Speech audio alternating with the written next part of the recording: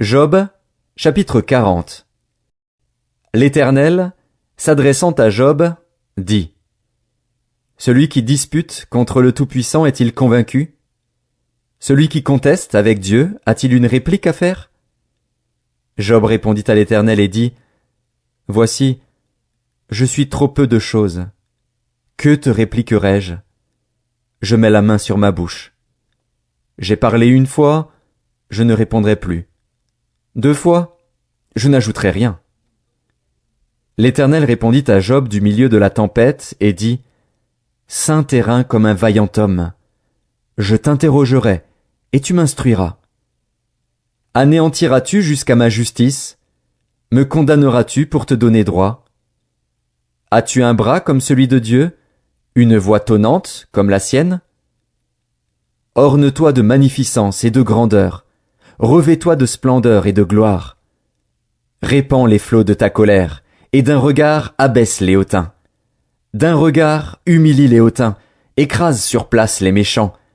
Cache-les tous ensemble dans la poussière, enferme leur front dans les ténèbres. Alors je rends hommage à la puissance de ta droite. Voici l'hippopotame à qui j'ai donné la vie comme à toi. Il mange de l'herbe comme le bœuf.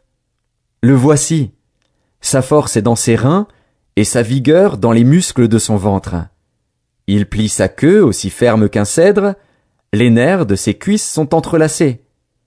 Ses os sont des tubes d'airain, ses membres sont comme des barres de fer. Il est la première des œuvres de Dieu. Celui qui l'a fait l'a pourvu d'un glaive. Il trouve sa pâture dans les montagnes, où se jouent toutes les bêtes des champs. Il se couche sous les lotus, au milieu des roseaux et des marécages. Les lotus le couvrent de leur ombre, les saules du torrent l'environnent. Que le fleuve vienne à déborder, il ne s'enfuit pas. Que le Jourdain se précipite dans sa gueule, il reste calme. Est-ce à force ouverte qu'on pourra le saisir? Est-ce au moyen de filets qu'on lui percera le nez? Job, chapitre 41. Prendras-tu le crocodile à l'hameçon? Saisiras-tu sa langue avec une corde? Mettras-tu un jonc dans ses narines? Lui perceras-tu la mâchoire avec un crochet? Te pressera-t-il de supplications? Te parlera-t-il d'une voix douce? Fera-t-il une alliance avec toi pour devenir à toujours ton esclave? Joueras-tu avec lui comme avec un oiseau? L'attacheras-tu pour amuser tes jeunes filles? Les pêcheurs en trafiquent-ils? Le partagent-ils entre les marchands? Couvriras-tu sa peau de dard et sa tête de harpon? Dresse ta main contre lui, et tu ne t'aviseras plus de l'attaquer. Voici, on est trompé dans son attente. À son seul aspect, n'est-on pas terrassé? Nul n'est assez hardi pour l'exciter. Qui donc me résisterait en face? De qui suis-je le débiteur? Je le payerai. Sous le ciel tout m'appartient. Je veux encore parler de ses membres, et de sa force, et de la beauté de sa structure. Qui soulèvera son vêtement? Qui pénétrera entre ses mâchoires? Qui ouvrira les portes de sa gueule? Autour de ses dents habite la terreur. Ses magnifiques et puissants boucliers sont unis ensemble comme par un sceau. Ils se serrent l'un contre l'autre, et l'air ne passerait pas entre eux. Ce sont des frères qui s'embrassent, se saisissent, demeurent inséparables. Ses éternuements font briller la lumière. Ses yeux sont comme les paupières de l'aurore. Des flammes jaillissent de sa bouche, des étincelles de feu s'en échappent. Une fumée sort de ses narines, comme d'un vase qui bout, d'une chaudière ardente. Son souffle allume les charbons, sa gueule lance la flamme. La force a son cou pour demeure, et l'effroi bondit au devant de lui. Ses parties charnues tiennent ensemble, fondues sur lui, inébranlables. Son cœur est dur comme la pierre, dur comme la meule inférieure.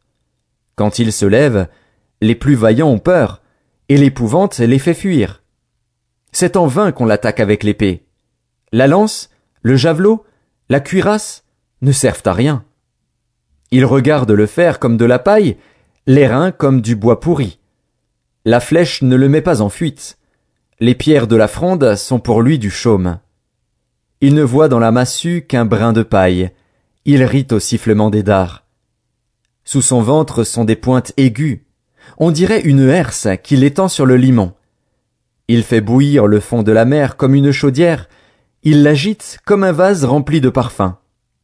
Il laisse après lui un sentier lumineux. L'abîme prend la chevelure d'un vieillard. Sur la terre, nul n'est son maître. Il a été créé pour ne rien craindre. Il regarde avec dédain tout ce qui est élevé. Il est le roi des plus fiers animaux. Job, chapitre 42.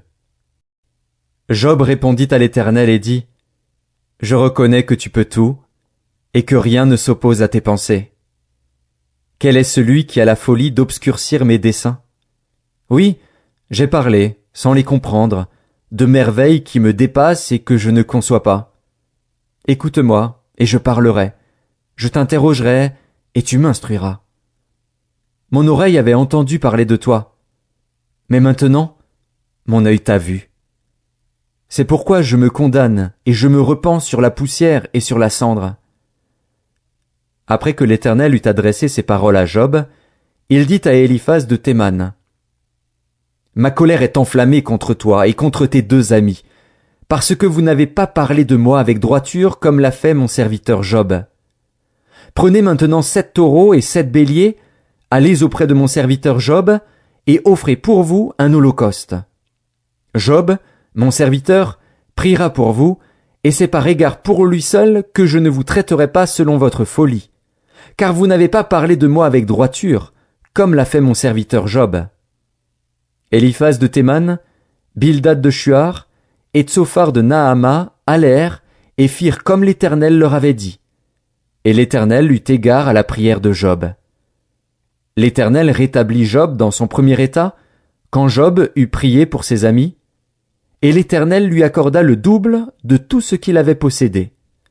Les frères, les sœurs et les anciens amis de Job vinrent tous le visiter, et ils mangèrent avec lui dans sa maison. Ils le plaignirent et le consolèrent de tous les malheurs que l'Éternel avait fait venir sur lui, et chacun lui donna un késita et un anneau d'or. Pendant ces dernières années, Job a reçu de l'Éternel plus de bénédictions qu'il n'en avait reçu dans les premières. Il posséda 14 000 brebis, 6 000 chameaux, 1 000 paires de bœufs et 1 000 ânesses. Il eut 7 fils et 3 filles. Il donna à la première le nom de Jémima, à la seconde celui de Ketsia, et à la troisième celui de Kéren Hapuk. Il n'y avait pas dans tout le pays d'aussi belles femmes que les filles de Job. Leur père leur accorda une part d'héritage parmi leurs frères. Job vécut après cela 140 ans, et il vit ses fils et les fils de ses fils jusqu'à la 4e génération. Et Job mourut, âgé et rassasié de jours.